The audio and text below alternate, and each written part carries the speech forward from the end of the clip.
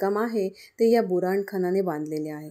इथे पुढे सन 1617 मध्ये सिद्दी अंबर याने बादशहाकडून स्वतंत्र सनद मिळवून जहागिरी प्राप्त केली. जंजिरा संस्थानाचा हा मूळ पुरुष समजला जातो.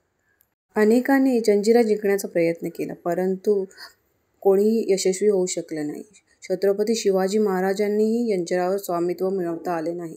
इसवी सन 1617 ते इसवी सन 1734 अशी 117 वर्ष जंजिरा अजिंक्य राहिला. पुढे बाजीराव पेशव्यांचे बंधू चिमाजी अप्पा यांनी जंजिरा हा स्वराज्यात आणला.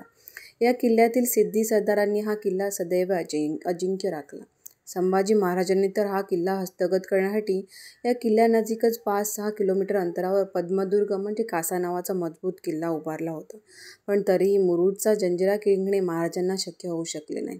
किल्ल्याच्या मध्यभागी सुरलखानाचा भव्य वाडा आज पडक्या अवस्थेत आहे. पाण्याचे मोठे गोड्या पाण्याचे तलाव आहेत. पूर्वी किल्ल्यामध्ये मोठी वस्ती होती. राजाश्रय संपल्यानंतर ती सर्व वस्ती तिथून उठून गेली.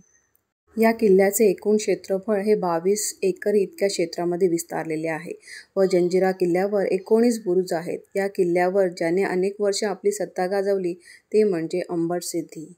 गडाच्या पश्चिम बाजूस एक दरवाजा बघावयास मिळतो, जो थेट समुद्रामध्ये उघडतो. त्यास दर्या दरवाजा म्हणून ओळखला जातो.